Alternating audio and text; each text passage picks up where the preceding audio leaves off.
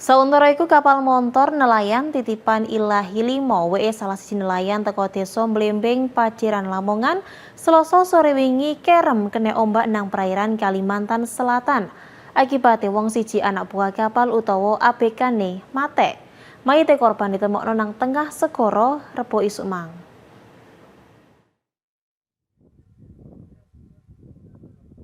Ngene iki evakuasi kapal montor nelayan titipan Ilahi Limo WE nelayan teko desa Mlembing Paciran Lamongan sing kerem sakmarine keantem ombak gede nang perairan Kalimantan Selatan Rebo isuk mang.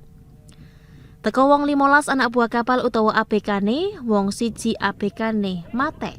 Korban diirui jenenge Setyo, 20 tahun, teko desa Mlembing Kecamatan Paciran. Mayite korban ditemokno 5 jam sakmarine kerem barek nelayan liya nang tengah segara.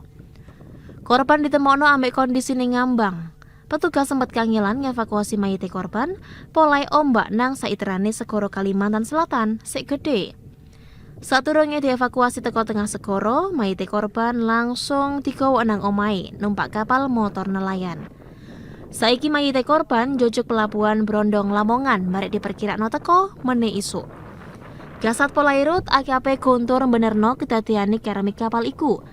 Kapal montor nelayan titipan Ilahi Limo WE nelayan warga desa Mlembing Paciran Lamongan budal telek iwak nang segara ke tanggal 5 Agustus winginane nang perairan Kalimantan. Selasa sore wingi kapal iku kerem sakmarine kena ombak gede nang perairan Kalimantan Selatan. Zulkifli Zakaria, CTV.